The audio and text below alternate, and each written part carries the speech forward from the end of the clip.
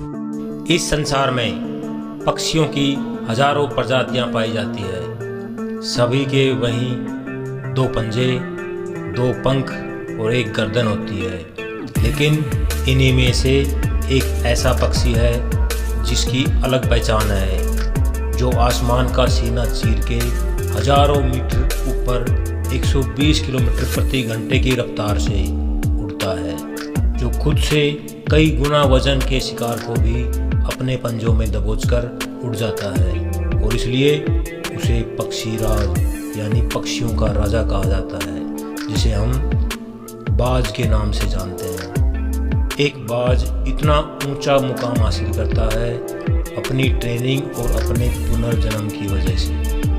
अगर आप भी बाज की तरह इस दुनिया में एक मुकाम हासिल करना चाहते हैं, तो एक बाज बनने का पूरा सफ़र आपको जानना बहुत ज़रूरी है, क्योंकि 25 से 30 की उम्र में आने के बाद भी लोगों को रिस्क लेने से डर लगता है, लेकिन एक बाज के जीवन की शुरुआत ही रिस्क से होती है। जिस उम्र में बाकी पक्षियों के चूजे सिर्फ चिंचियाना सीखते हैं, उस उम्र में एक मादा बाज अपने बच्चे को पंजे में दबोचकर हजारों मीटर ऊपर आसमान की ऊंचाइयों में उड़ जाती है, उसे ये बताने के लिए कि तेरा जन्म आसमान का सीना चीर के सबसे ऊपर उड़ने के लिए हुआ है। तेरा जन्म पक्षियों का राजा बनने के लिए हुआ है। जमीन से हजारों मीटर ऊपर ले जाकर मादा बाज उसे अपने पंजों से छोड़ देती है, और यहीं से शुरू होती है उसकी हाई रिस्क ट्रेनिंग।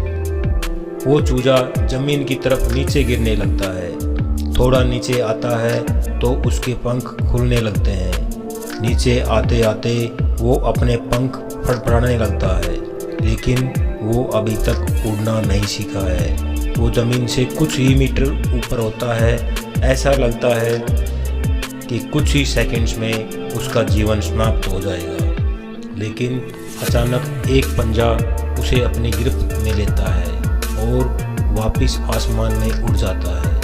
वो पंजा होता है उसकी माँ का, जो उसके पीछे उड़ रही थी। उसकी ये ट्रेनिंग तब तक चलती रहती है जब तक वो उड़ना नहीं सीख सकता। इतनी हाई रिस्क ट्रेनिंग होने के बाद इस दुनिया को एक बाज मिलता है। बारिश के दौरान जब पक्षी आश्रय की तलाश करते हैं, तब बाज बारिश के बादलों को ही चीरकर उनसे ऊपर उड़ान भरता है। आकाश के राजा बाज के जीवन में भी एक मोड़ आता है। बाज लगभग 70 वर्ष जीता है, परंतु अपने जीवन के 40वें वर्ष में आते आते उसे एक महत्वपूर्ण फैसला करना होता है। इस उम्र में उसके शरीर के 3 प्रमुख अंग निष्प्रभावी होने लगते हैं। पहला, पंजे, जो लंबे और लचीले हो जाते हैं, वो शिकार पर पकड़ बनाने में अक्षम होने लगते हैं। और दूसरा, चोंच, जो आगे की तरफ मुड़ जाती है और भोजन को निगलने में मुश्किल पैदा करने लगती है। और तीसरा, पंख, जो भारी हो जाते हैं और सीने से चिपकने के कारण पूरे खुल नहीं पाते और बाज की उड़ानें सीमित हो जाती हैं। भोजन ढूंढना, भोजन पकड़ना और भोजन को खाना, तीनों प्रक्रियाएं उसके लिए मुश्किल होने लगती है। उसके पास 3 ही विकल्प बचते हैं, या तो देह को त्याग कर दे, या अपनी प्रवृत्ति छोड़कर गिद्ध की तरह छोड़े हुए भोजन पर निर्भर हो जाए, या फिर स्वयं को पुनः स्थापित करे आकाश में उड़ते एक राजा की तरह। जहाँ पहले 2 विकल्प आसान हैं, वहीं तीसरा विकल्प अत्यंत पीड़ादायी है। पर बाज पीड़ा चुनता है और स्वयं को पुनः स्थापित करता है। वह किसी ऊंचे पहाड़ पर जाता है, एकांत में अपना घोंसला बनाता है और तब प्रारंभ करता है ये पूरी पीड़ादायक प्रक्रिया। वो अपनी चोंच को पत्थर पर मार मार कर तोड़ देता है।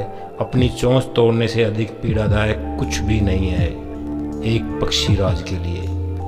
तब वो प्रतीक्षा करता है चोंच के पुनः उग जाने तक। उसके बाद वह अपने पंजों को भी उसी प्रकार तोड़ देता है और प्रतीक्षा करता है पंजों के पुनः उग जाने की। नए चोंच और नए पंजे आ जाने के बाद वह अब अपने भारी पंखों को भी एक एक करके नोच डालता है और प्रतीक्षा करता है पंखों के पुनः उग जाने की।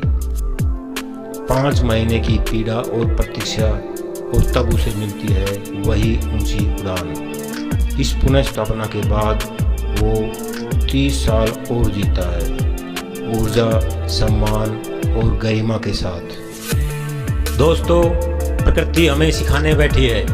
पंजे पकड़ का प्रतीक है, चोंच सक्रियता और पंख कल्पना को स्थापित करते हैं। हमें भी 40 साल की उम्र आते आते इच्छा, सक्रियता और कल्पना तीनों के तीनों कमज़ोर पड़ने लगते हैं। हमारा व्यक्तित्व ढीला पड़ने लगता है। अर्ध जीवन में ही मानो जीवन समाप्त हो गया हो ऐसा लगने लगता है। उत्साह, आकांक्षा, ऊर्जा सब अधोगामी हो जाते हैं। हमारे पास भी कई विकल्प होते हैं, कुछ सरल और कुछ पीड़ादायी। हमें भी अपने जीवन के विवशता भरे अति लचीलेपन को त्याग कर नियंत्रण दिखाना होगा।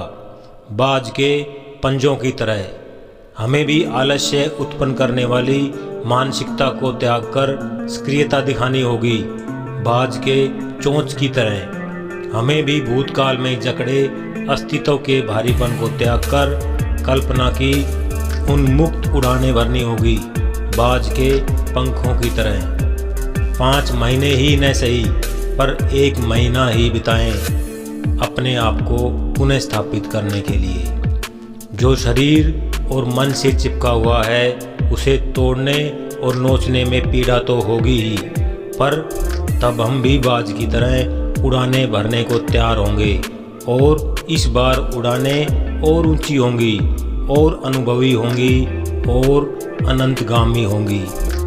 जो 3 रास्ते बाज के पास थे वही 3 रास्ते आपके पास भी होते हैं, लेकिन कुछ लोग पहले रास्ते को चुनते हैं और परेशानियों के बोझ तले दबकर आत्महत्या कर लेते हैं।